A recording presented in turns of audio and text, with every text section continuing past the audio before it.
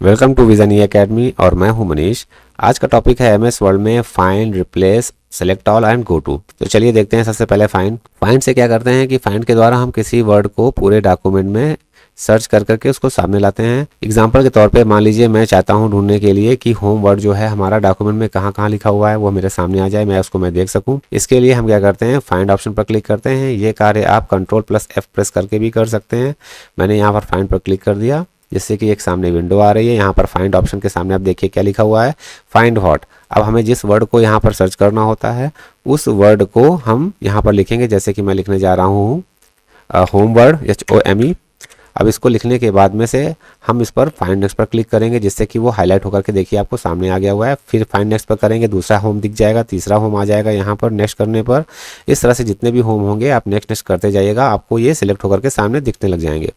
Next option आता है यहाँ पर देखने के लिए एक बात और है कि यदि हम चाहते हैं कि हाईलाइट पर क्लिक कर देंगे, हाईलाइट ऑल पर, तो आपका जो होम वर्ड है वो पूरे डॉक्यूमेंट में जहाँ जहाँ पर भी होगा वो येलो कलर से देखिए हाईलाइट हो गया हुआ है। अब इसको अगर वापस हमें क्लियर करना है, अब एक बार देख लीजिए कैसे हुआ हाईलाइट। जहाँ जहाँ पर भी हाईलाइट होम वर्ड था वो देखिए, मैं इसको थोड़ा किनारे कर देता हूँ। देखिए यहाँ पर होम हाईलाइट हो गया, यहाँ पर होम हाईलाइट हो गया है और यहाँ पर भी हो गया है। इस तरह से जहाँ पर भी हमारा होम वर्ड होगा वो येलो कलर से हाईलाइट हो जाएगा। ठीक है। अगर हम देखते हैं नेक्स्ट ऑप्शन हमारा, अगर इसको मुझे खत्म करना है तो मैं क्लियर हाईलाइट पर क्लिक कर दूंगा। और इसी तरह से फाइंड इन जो लिखा हुआ है यहाँ पर दो ऑप्शन दिख रहे हैं आपको। एक दिख रहा है करंट सिलेक्शन और एक दिख रहा है मेन डॉक्यूमेंट। मेन डॉक्यूमेंट का मतलब ये है कि आपको ये पूरे के पूरे डॉक्यूमेंट में आपको ये सर्च करेगा सभी जगह पर। लेकिन यदि आप चाहते हैं कि मुझे केवल सिलेक्ट किए हुए एरिया पर ही इसको ये सर्च करे, ठीक है, तो चलिए मैं देखता हूँ। थोड़ा सा मैं एरिया यहाँ पर सेलेक्ट कर लेता हूँ जहाँ पर कि आपको ऐसे जैसे यहाँ से लेकर के मैंने केवल यहाँ तक इतना सेलेक्ट कर लिया हुआ है। ठीक है। अब मैं क्या करता हूँ, अब मैं यहाँ पर सेलेक्ट करता हूँ करंट सिलेक्शन। जब करंट सिलेक्शन करूँगा तो केवल सिलेक्ट किए हुए एरिया में जितनी जगह पर होम लिखा होगा उतना ही देखिए केवल हाईलाइट हुआ। ठीक है ना। बाकी और जगह पर जैसे होम लिखा हुआ होगा तो वो हमको हाईलाइट होकर के नहीं दिख रहा है। ठीक है। तो इस तरह से हमारा केवल अगर हमें सेलेक्ट किए हुए एरिया में ही केवल हमें सर्च करना है, फाइंड करना है, तो हम क्या करेंगे, फाइंड इन में जाकर के करंट सिलेक्शन को करेंगे। तो इस तरह से हमारा ये जो ऑप्शन है फाइंड वाला कंप्लीट होता है। नेक्स्ट ऑप्शन आता है हमारा गो टू पे जब हम जाते हैं तो यहाँ पर हमारे लिए कई सारे ऑप्शन दिखते हैं गो टू व्हाट में। गो टू को ओपन करने के लिए आप कीबोर्ड से Ctrl+G प्रेस कर सकते हैं जिससे कि ये विंडो ओपन हो जाएगी।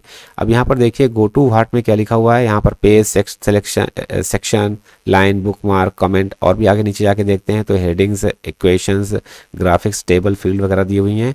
अभी हम लोग केवल अभी हम लोग ज़्यादा ऑप्शन पे आ गए, अभी हम लोगों ने नहीं पढ़ा हुआ है। जैसे बुकमार्क नहीं पढ़ा है, फुटनोट नहीं पढ़ा है, ये हेडिंग्स वगैरह भी हम लोगों ने नहीं पढ़ी, टेबल नहीं पढ़ा हुआ है। इसलिए हम अभी इसको नहीं देखते हैं, केवल समझते हैं कि पेज नंबर और लाइन वाला गो टू कैसे काम करेगा। पेज वाले में जब हम जाते हैं ऑप्शन को सिलेक्ट करते हैं, यहाँ से हम इस बॉक्स में सामने बॉक्स में हम लिखेंगे पेज की संख्या, यानी कि पेज नंबर 2 जैसे मैंने डाल दिया। और अगर हम गो टू करते हैं तो आपके जो डॉक्यूमेंट का पेज नंबर 2 है वो देखिए आपको नीचे यहाँ पर दिख रहा है, यहाँ पर बॉटम साइड में। अब इस समय कहाँ पर पहुँच गए हैं, पेज 2 ऑफ 5, अर्थात हम पेज नंबर 2 पर पहुँच चुके हैं। तो कर्सर आपका पेज नंबर 2 पर पहुँच गया है। अगर हम डाल देते हैं पेज नंबर 1, तो अगर गो टू करेंगे तो आपका कर्सर जो है वो आपका पेज नंबर 1 पर पहुंच जाएगा, अर्थात आपके सामने पेज नंबर 1 आ जाएगा। इस तरह से अगर हम पेज नंबर 4 डाल देते हैं फिर और गो टू करते हैं तो आपका डॉक्यूमेंट का पेज नंबर 4 आ गया है। देखिए सामने यहाँ लिख रहा है आपको नंबर 4 ऑफ 5। इस तरह से नेक्स्ट ऑप्शन आता है हमारा लाइन वाला। यदि हम चाहते हैं कि किसी खास पर्टिकुलर लाइन के नंबर पर हमें जाना है, जैसे कि पूरे डॉक्यूमेंट में हमें 5वीं लाइन पर जाना है, तो मैं यहाँ पर लिख दूंगा 5 और गो टू कर दूंगा। तो हमारा उस डॉक्यूमेंट में के 5th लाइन पर यानी कि 5वीं लाइन पर हमारा कर्सर पहुंच जाएगा। देखिए इस समय कर्सर हमारा विद पे आ चुका हुआ है। और विद कौन सी लाइन का है, 1st, 2nd, 3rd, 4th और ये 5th, यहाँ पर हमारा कर्सर आ चुका हुआ था। देखिए इस बार कर्सर को फिर से मैं ट्राई करता हूँ, मैंने बाहर कहीं पर प्लेस कर दिया है और अब 5th में क्लिक करता हूँ तो देखिए हमारा क्या हुआ, हमारा जो कर्सर है वो कहाँ पर आ गया है, 5th लाइन पर आ गया हुआ है। लेफ्ट साइड में आप देखिए यहाँ पर कर्सर ये ब्लिंक कर रहा है, 1 2 3 4 5 यानी 5th लाइन पर हमारा ये है। इस तरह से हम क्या कर सकते हैं, गो टू के द्वारा किसी पेज, लाइन पर या और भी ऑप्शन हमारे वहाँ पर हम जा सकते हैं डायरेक्टली। चलिए इसको बंद करते हैं। नेक्स्ट ऑप्शन आता है रिप्लेस का। रिप्लेस के द्वारा जैसा कि आपको पता है रिप्लेस का मतलब होता है बदलना। यदि हम चाहते हैं कि कोई वर्ड या किसी शब्द को हम किसी दूसरे शब्द में बदलना चाहते हैं, इसका यूज़ आप कैसे कर सकते हैं। एग्जांपल के तौर पे मान लीजिए कि आपके डॉक्यूमेंट में कई जगह पर आपने अपना कोई कॉन्टैक्ट नंबर या किसी का नंबर आपने गलत टाइप कर दिया है। अब चाहते हैं कि वो जितनी जगह पर भी लिखा हुआ है वो सही हो जाए या बदल करके दूसरे नंबर से चेंज हो जाए, आप रिप्लेस का यूज़ करेंगे। चलिए यहाँ पर हम देखते हैं वर्ड किसी वर्ड को, जैसे फॉर्मेट एक वर्ड है, उस फॉर्मेट वर्ड को मैं किसी दूसरी चीज़ से बदलना चाहता हूँ, तो मैं यहाँ पर लिखता हूँ रिप्लेस। फाइंड व्हाट वाले बॉक्स में आप क्या करेंगे, फाइंड व्हाट वाले बॉक्स में आप जाइएगा और यहाँ पर आप लिखिएगा रिप्लेस, REPLACE।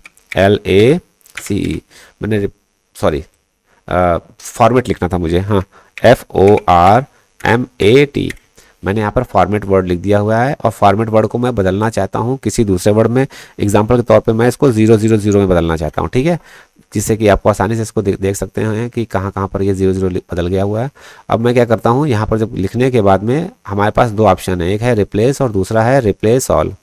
रिप्लेस से क्या होता है, आप एक एक चुन चुन करके सिंगल सिंगल वर्ड को आप बदल सकते हैं। चलिए देखते हैं, क्लिक करते हैं, रिप्लेस में गया तो आपके सामने एक फॉर्मेट वाला ये देखिए हिस्सा आ गया है, पोर्शन।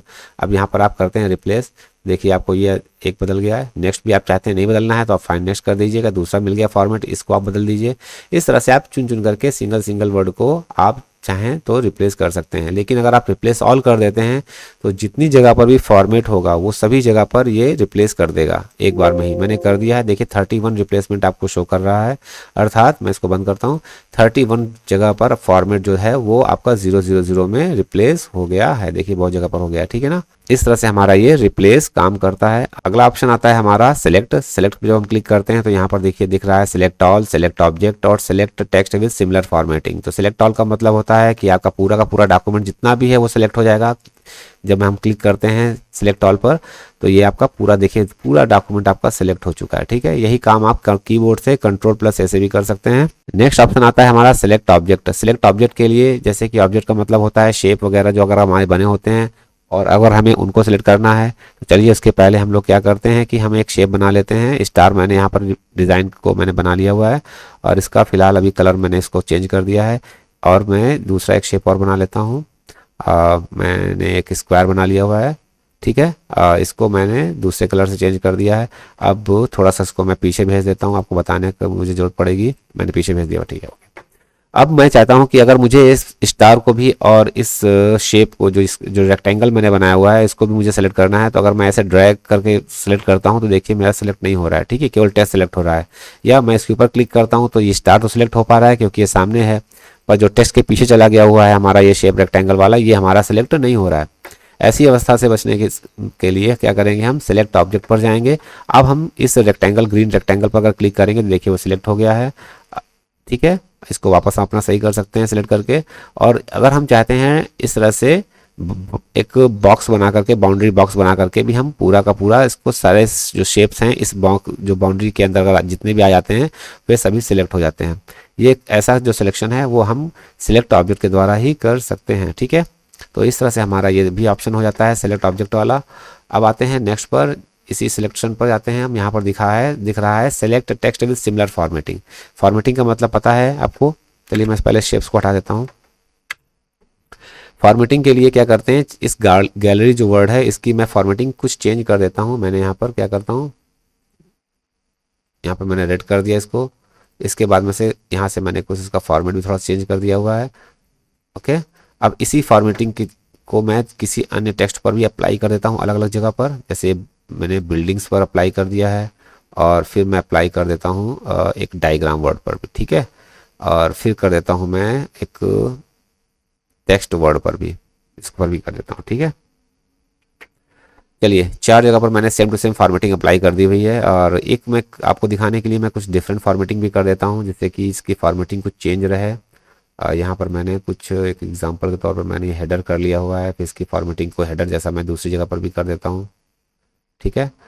चलिए तो अब हम जैसे कि कर्सर मैंने रखा हुआ है गैलरीज वर्ड पर, अब हम चाहते हैं कि जैसी गैलरीज की फॉर्मेटिंग है सेम जहाँ जहाँ पर ऐसी फॉर्मेटिंग जिस भी वर्ड की या टेक्स्ट की है वो सभी टेक्स्ट सेम फॉर्मेटिंग वाले सिलेक्ट हो जाएं। तो इसके लिए क्या करेंगे, हमने क्या किया, गैलरीज पर कर्सर रखा है और सिलेक्ट पर जा करके select text with similar formatting, ठीक है। इस पर अगर हम क्लिक करते हैं तो सेम फॉर्मेटिंग वाले जितने भी टेक्स्ट होंगे, देखिए यहाँ पर गैलरीज है, यहाँ पर बिल्डिंग है, डायग्राम है, टेक्स्ट है, ये सारे के सारे आपके सेलेक्ट हो गए हैं।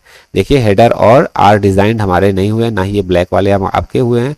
इसका मतलब ये है कि अगर जिसकी भी सेम फॉर्मेटिंग होगी वो सारे टेक्स्ट आपके सिलेक्ट हो जाएंगे, ठीक है ना।